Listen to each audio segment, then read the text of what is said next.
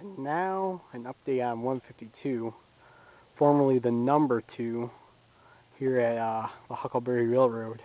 Here's the tender. Last year it was pretty much in the same place. I guess they still want to reconstruct the body on it. Like I said, they're probably gonna tear this top part off and save the frame. Of course, they'd have to replace some of the wood on it. But yeah, it's still sitting here the same. In a moment, I'm gonna go in and show you the engine itself and what a difference that is. They've actually put the stops on the end of the track here. So that's about what's happened with this track since that time. They added some ballast, and so these cars had been moved. You see the East Broad Top hopper here, which was used in the construction of the new bridge that we saw in the photo run-by videos and out by Butternut Creek. And it's actually empty right now, as you can see, looking through the little hole in the hatch here, that there is nothing in here. I'm willing to bet that there's not too much in these either. Well, this one looks pretty full. You can see some stone there.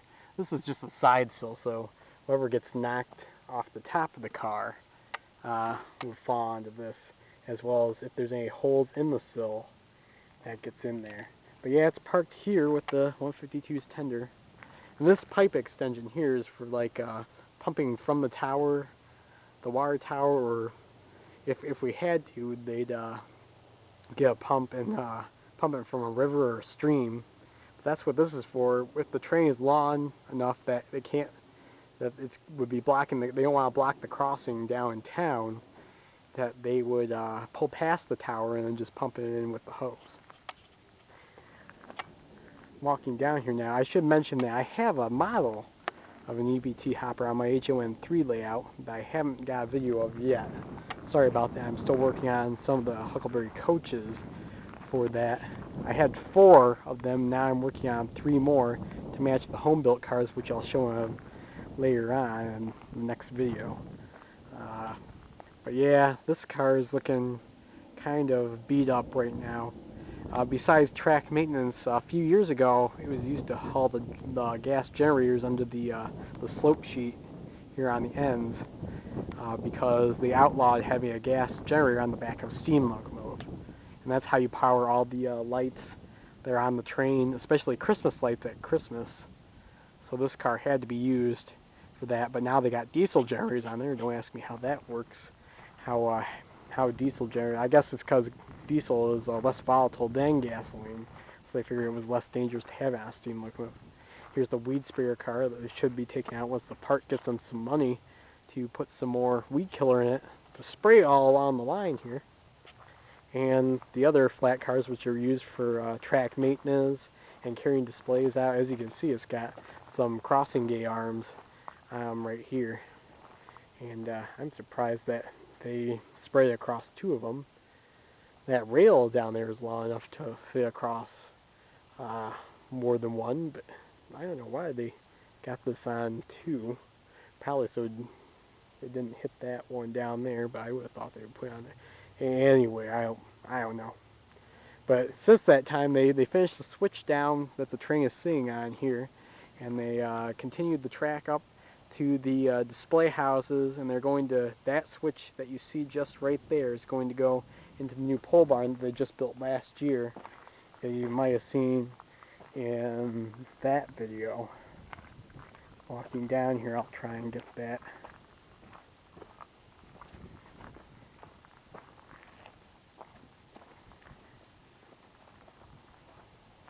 Yeah, you can kind of see the building there.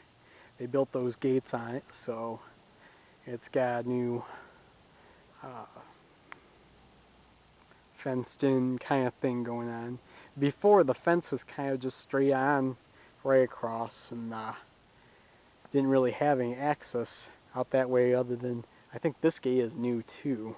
As you can see, the weeds really came up after they just filled it in. Geez, you know, it's pretty bad. I mean, I hate weeds, being in the lawn and landscape business. But anyway, so they've continued the track out there, extension from the yard. I guess you could call that a spur. And they use these cars. They'll actually push those cars up there with number 11. They'll load the displays and track maintenance equipment onto them and take them out onto the main line and set out the displays or do the track work out there. So those buildings out there will hold all that stuff in there. Plus the other building that switch is going to go to will be for extra car storage, I think, because they still haven't put the track into it yet. It's all about money and the funds you raise, because this is a park system. So wherever they can get. Coming in here now, into the locomotive shop, you'll see the 152 all torn down. Kind of like 1225 was just a few years ago.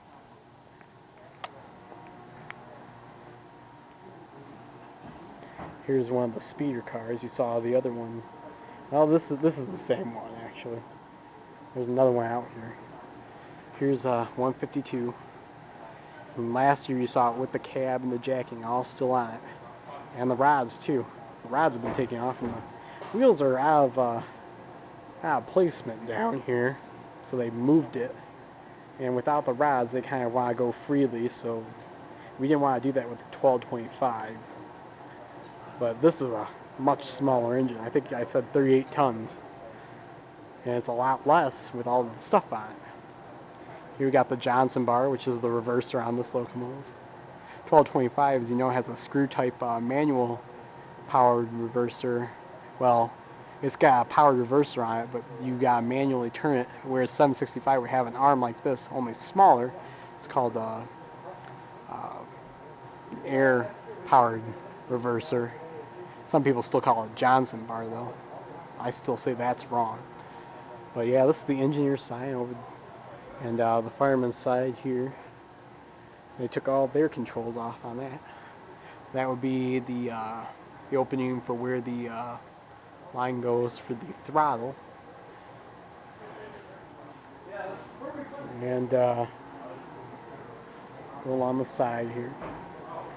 This is the old primer that was on here before when they did it the last time back in 1994. It's kind of worn off because of the rust. Eventually that'll happen to 1225 too.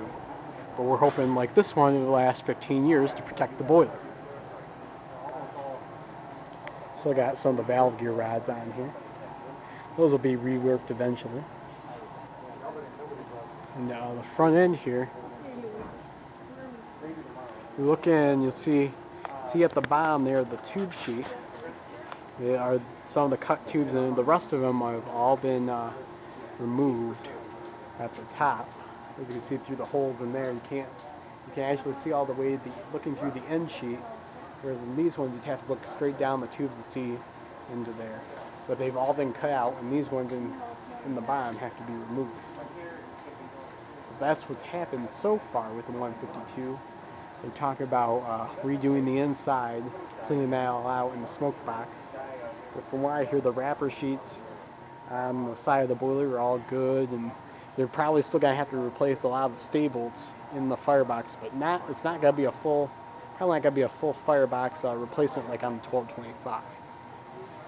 Got the steam dome up there, and they'll hopefully turn it all back green again when it gets run again. Talking 2 years still.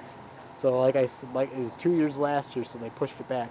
Again, it's all based on funds, but they need to have it run before 464 goes down, which was originally supposed to be in 2020, but it might be a couple years earlier based on how much it's running. 464 is out here, right next to all the picnickers, all the volunteers for the day. Here's the number 7 diesel, and so yeah, that's your 152 update here at Crossroads Village. And yeah, it's got a lot of work to do, but it's a small engine, so yeah, it probably won't be as bad as what we're thinking. But yeah, there's a lot of the stay bolts in here are all in pretty good shape, it looks like. I mean, we had to drill out the ones on 1225, but This one, if they say the firebox is good, then they probably won't drill out too many of them, just the ones that are bad. So that's what we're looking at here. On top there's the oiler system, and it's just a big pipe that gets heated up by the boiler and sends the oil departs. Unlike 1225, which is automatic oiler, this one actually has to have the lines open for it to go to different spots on the locomotive. So that's the 152 update. Here.